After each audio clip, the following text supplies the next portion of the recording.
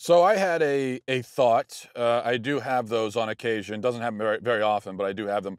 We've been talking over the last few days about this story of the Sentinelese in India. They're the Stone Age tribe on an island off the coast of India, uncontacted, which means the Indian government has set up a force field around them and made it illegal for anyone to go and let them know that the rest of human civilization exists. Um, so as you heard, they murdered a missionary who tried to come and speak to them last week. They shot him full of arrows, then put a rope around his neck and dragged him until he died. Now the government is trying to recover the body of this poor guy, but the tribesmen won't let anyone get close to the island to just get the guy's body back.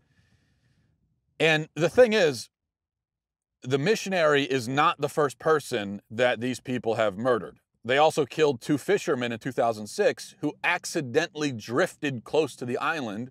Now, these men had no intention of invading the island. They weren't trying to do anything. They just drifted close to the island, and they were shot full of arrows and murdered. Now, I have to depart from what is apparently the majority opinion about these cases. I actually don't think it's okay for anyone to commit murder, even if you're in a primitive tribe. I'm not in favor of murder for anyone. I don't think anyone should be able to do it. I don't care if you live in a tribe, if you live in a city. I think murder is wrong for everybody. That's just me. They are killing innocent people. Now, if you want to say, well, the missionary, he knew what he was getting into, and I still don't think it's okay to kill him. I mean, I don't think that's okay. But what about the fishermen? They just drifted close to the island, so they can be murdered too. Again, call me crazy. I don't think it's cool. I'm not okay with murder. Personally, but that's not my point. What's interesting is the timing of this story. The timing of this story highlights a really curious contrast, and I want to call attention to it because as this drama has unfolded in India with this tribe, you have also the migrant caravan down on the southern border, and you have our government using physical means, though non-lethal, but using physical means to repel people who are trying to invade our country illegally. Now, here's where the interesting contrast comes into play. Because the people who say it's perfectly justified for this tribe to kill anyone who comes to their island at all, those people, they are the same ones, in many cases, who say that it's some kind of great evil if we physically prevent illegal immigrants from coming to our country. Now, I want you to really think about that. The Sentinelese can shoot you full of arrows, put a rope around your neck, murder you if you so much as drift close to their island. But we're not allowed to take any physical measures whatsoever to deal with the people who come illegally to our country? That's the position that a large number of people have taken, and it just makes no sense. The response to this point usually goes something like this. Someone will say, well, they're a primitive tribe and they don't know any better. Are you saying that we should be held to the same standard as a primitive tribe? Shouldn't we be held to a higher standard? Well, first of all, no, I'm not saying that we should be, that we should hold ourselves to that standard because they murder people who come close to them. I'm not saying that we should kill illegal immigrants. I'm not advocating that. I don't think anyone is advocating that.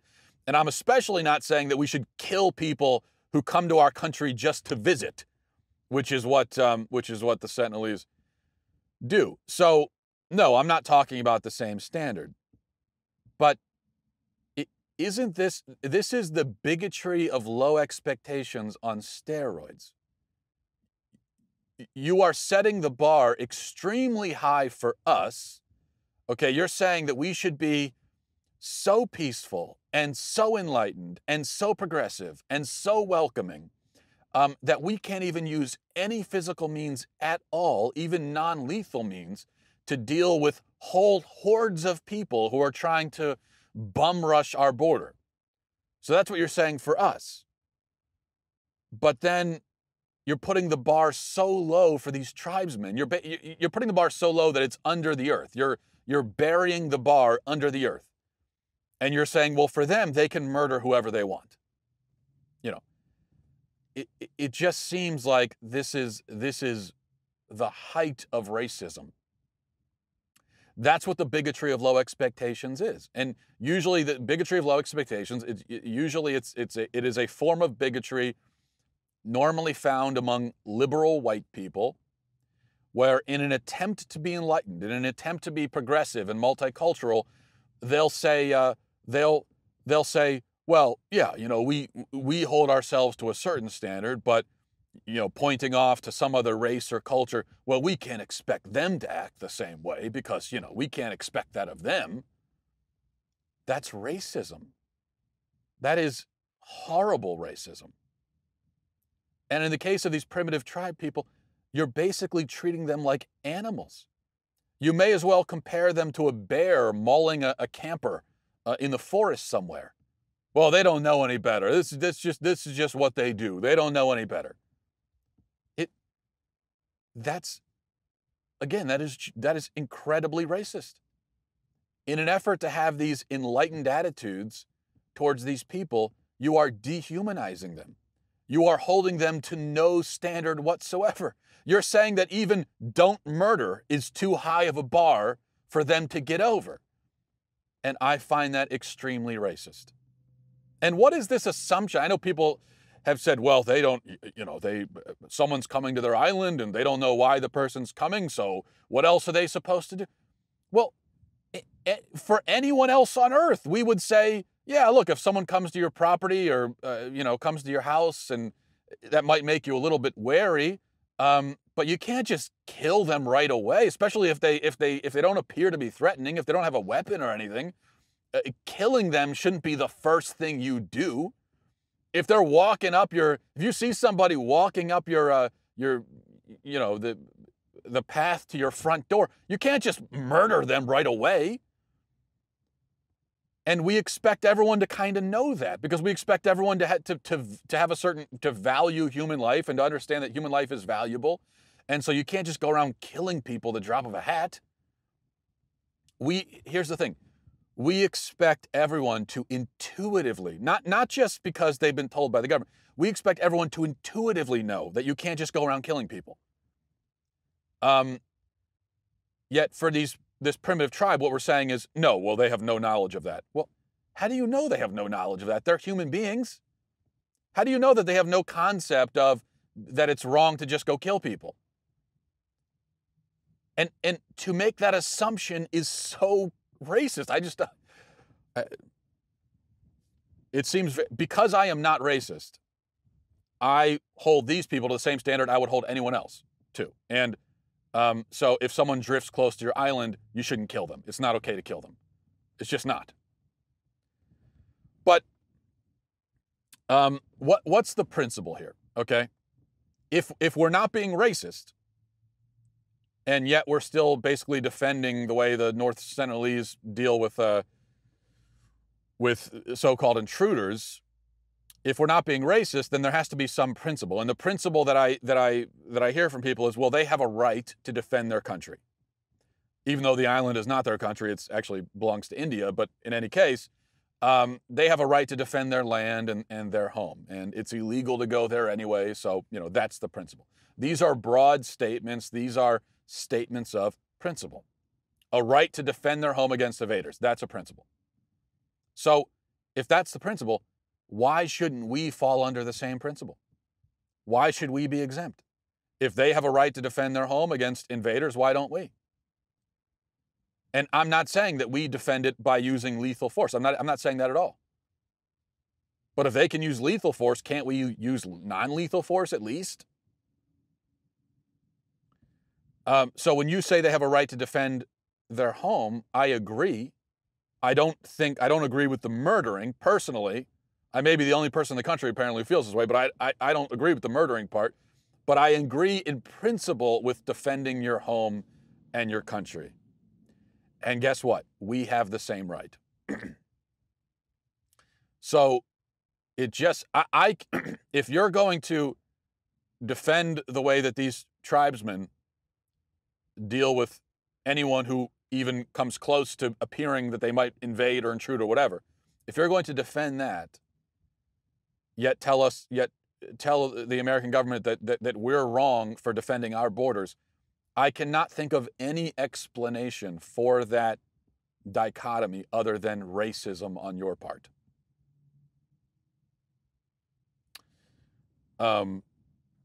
If it's not racism, then there should be certain basic principles that we all, that apply to all of us. And if the principle is you can defend your home, defend your country, well, then you shouldn't have any problem with the way that the government is defending our home and our country down on the southern border. All right. I wanted to make mention of this story. Reading from the report in the Daily Wire. According to a Stanford-educated Chinese researcher, the first ever genetically edited babies, twin girls, whom he altered to be more resistant to HIV infection, were born this month, in action that is being condemned as unethical by some of his fellow scientists. In an Associated Press report published Monday, the scientist said that he helped design the world's first genetically altered babies who were born this month. I'm trying to get to the... Okay, so the AP provides some more details on the process. The gene editing occurred during IVF, or lab dish fertilization. First, sperm was washed, quote unquote, to separate it from semen, the fluid where HIV can lurk. A single sperm was placed into a single egg to create an embryo.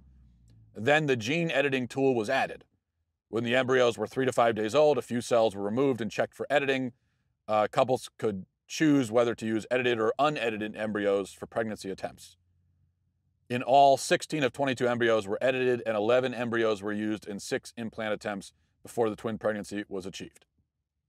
All right. Hopefully you followed all that and you understand how that works, because I totally understand it, of course. So there's a lot of unknown about this, and many scientists have pointed out that we don't really know the long-term effects. We don't know what effect this might have on the kids. We don't even know if this attempt will be successful in terms of preventing HIV. So there's a lot that's unknown. This was essentially, well, not essentially, this was human experimentation.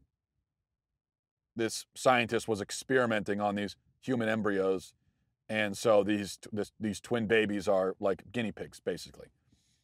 And what's so worrisome is that it seems to open Pandora's box to lead to a kind of Gattaca situation where babies can be designed to suit the specifications of the parents.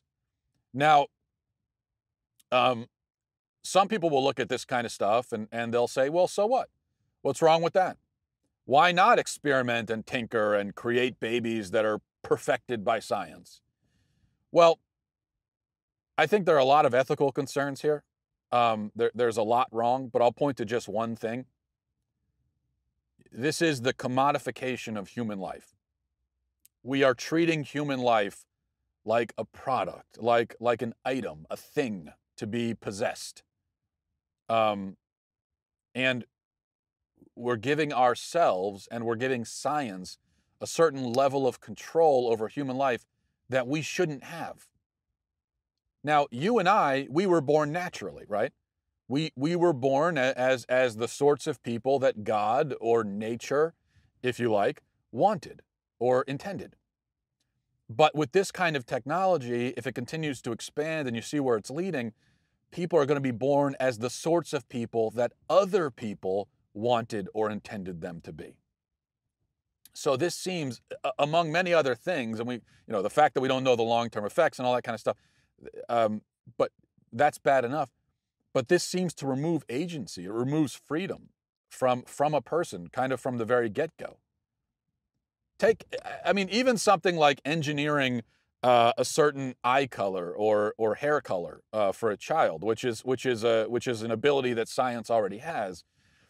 But even that, as innocuous as it seems, I think is wrong, is really wrong. Because if you think about it, like I have brown hair and I have brown eyes, right? This is how I was naturally born. No human being picked it out for me. This is just me. This is who I am. This is just how it ended up. I would not want to have brown hair because my parents wanted me to have brown hair. Imagine that. Imagine having some physical feature, any physical feature, that is only there because it's what your parents wanted. For your whole life, you're going to have this physical feature. You're going to look a certain way because it's what your parents preferred. But why should your parents have any say over that at all? You're a person. You're a human being. You're not a piece of furniture. Why should your parents have it? Why should they? First of all, why would a parent have a preference on what eye color their child is? So you see already the parents that engage in this kind of thing, they have entirely the wrong attitude about parenting. They see their kids as accessories to their life. The same way that they would see a piece of furniture or whatever, like you have a preference of what kind of color it is and all this sort of stuff. But in any case, that's a human being. Why should it be up to your parents? Why should I have a certain physical feature because it's what my parents preferred, is the question. And I think that's where this is heading, and that's why it's wrong, among all the other problems. But the further that we march with this technology, the more we get to a point where, babies are just, as I said, they're just kind of accessories. They are items that parents own and can even design to meet their own personal specifications. I find that pretty horrific, honestly. Now, before we wrap up, I wanted to talk about some positive scientific news. Yesterday, hopefully you were following this, the Mars InSight spacecraft, unmanned, obviously, landed on Mars. And this is pretty incredible. Just imagine building something that can fly off this planet and travel, whatever it is. I think it's 100 million miles or so. Well, the distance from here to Mars fluctuates quite a bit, but so I'm not sure how far this thing traveled, but 100 million miles. Imagine building something that can take off of our planet, travel 100 million miles to another planet, land itself, and then spend years roaming around the surface and studying it. It's an absolutely remarkable scientific accomplishment. And I just want to say this. Yesterday I saw some people on Twitter and on social media complaining that, well, this is a huge waste of money. We're wasting money by going to Mars and all of that. What a dreary and dull and pitiful outlook on life that you would consider that a waste of money. We are exploring and discovering and studying and going into space. That's what we should be doing. Human beings, that's one of the things that makes us human, is this drive to explore and discover. And humans have been doing that from the very beginning. And all along, while you've had people who are exploring and discovering and innovating, you've also always had the dull kinds of people who sit off on the sidelines and fold their arms and say, oh, it's too expensive, it's too this, it's too that. Well, it's a really good thing that those voices are never listened to, because if it were up to them, we never would have achieved any of this. So I absolutely think it's worth the money. Not everything has to have an immediate practical benefit. Yeah, it's not like you could say, well, what are we going to do with the information? I don't know. What do you mean, what are we going to do with the information that we get? We're going to expand our knowledge. We're going to know more things. Isn't that enough? To expand our knowledge and to know more about the solar system and the universe? Isn't that enough? I mean, do you need it? Does every piece of knowledge that we gain, does it have to have some practical, utilitarian use in your everyday life? And being a more knowledgeable and well-rounded person, isn't that a practical thing in and of itself? So I think it's wonderful. I'm a huge fan of this, and from what I've read, NASA's plan is to get us to Mars, to get a human on Mars sometime in the 2030s, and I fully support it. I think it's worth every penny that we spend on it. And I very rarely say that about things that the government does. I'll just tell you that. All right, we'll leave it there. Thanks for watching. Thanks for listening, everybody. Godspeed.